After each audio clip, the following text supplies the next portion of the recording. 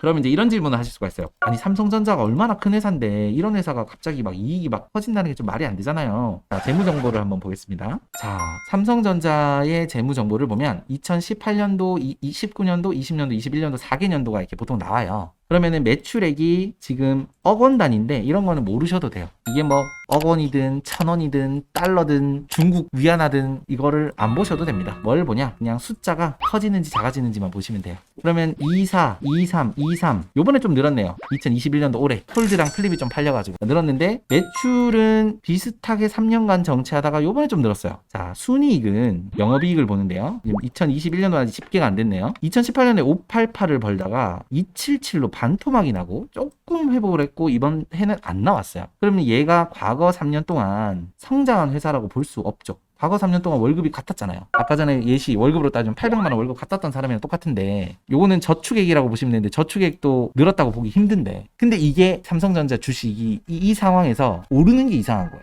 작년, 재작년에 많이 올랐죠, 삼성. 삼성은 오르면 안 되는 주식이에요, 절대로. 근데 많이 올랐잖아요. 다 샀잖아요. 8만전자, 9만전자, 10만전자 얘기하면서 다 샀잖아요. 오른 이유는 딱 하나였어요. 현금 유동성 때문에 올랐어요. 집값 오른 거랑 같은 원리였어요. 그냥. 집의 가치가 오른 게 아니라 돈이 너무 많이 풀려서 사람들이 제일 안정빵인 삼성을 샀을 뿐이에요. 그래서 오른 거예요. 그래서 삼성은 사실 올해는 좀 올랐는데 한 해 올랐다고 해서 올랐다고 보긴 힘들어요. 이게 한 연속 한 3년 정도 올라야 좋은 기업이에요. 그래서 삼성은 지금도 그렇게 사기를 추천할 수 있는 종목은 아니에요.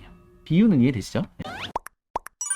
자, 그래서 삼성전자 현재 시가총액이 얼마냐면은 461조입니다. 가치가. 에이, 근데 이렇게 큰 회사가 그렇게 갑자기 매출이 팡팡 늘고 막 영업이익이 느는 게 그게 좀 이상한 거 아니에요? 우리가 뭐 월급 100만 원 받던 사람이 200만 원 받는 건 가능하지만 월급을 1000만 원 받는 사람이 2000만 원 받는 거는 사실 쉽지 않잖아요 라고 반문할 수 있겠죠. 그래서 더 큰 회사를 하나 보여드릴게요. 마이크로소프트.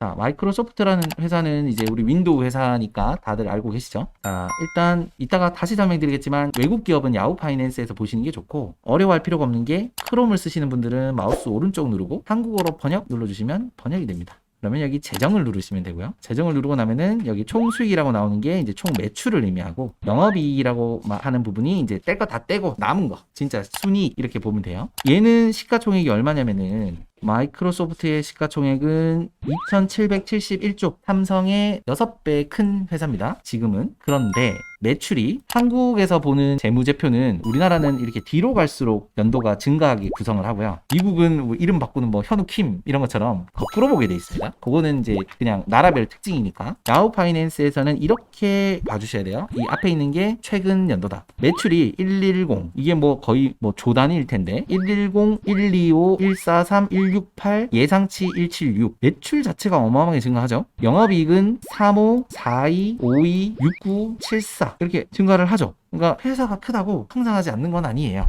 에이 그러면은 뭐 제조업이라서 그런 거 아니야? 삼성전자 뭐 나름 또 제조업이잖아. 그러면 이제 샤오미를 또 보죠. 샤오미 아시죠? 대륙의 실수. 샤오미 시가총액은 71조 정도 되네요.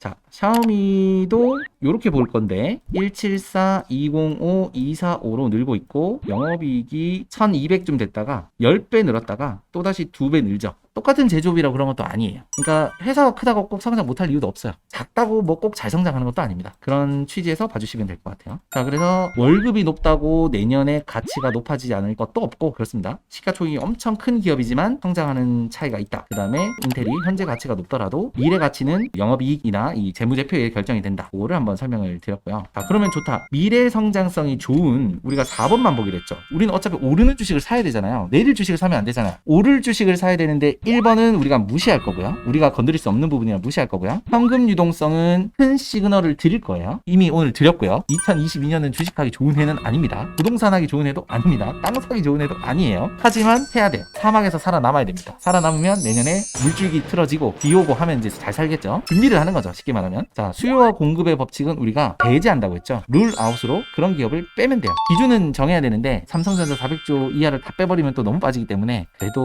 진짜 미니멈으로 잡으면 100조 미만은 빼는 게 좋고 조금 보수적으로 더 보수적으로 간다면 아니야 나는 무조건 400조 이상으로 갈 거야 해도 돼요. 그건 개인 선택입니다. 하지만 100조 이하는 선택하지 않는 것이 좋다. 자, 그럼 우리 4번만 볼 거니까 미래 성장성만 보고 과거 4년간 데이터만 보고 이 기업이 미래 가치가 있고 주식이 오를 거라고 판단하고 우리는 기업을 선택할 건데, 그러면은 이 네 가지 기준, 월급으로 설명드릴 때는 단순하게 이해가 됐는데 월급이 아니잖아요. 회사는 재무제표라는 표가 있단 말이에요. 그래서 그 재무제표상에서 어떤 기준을 볼지 4개의 기준을 제가 이제 마련했습니다.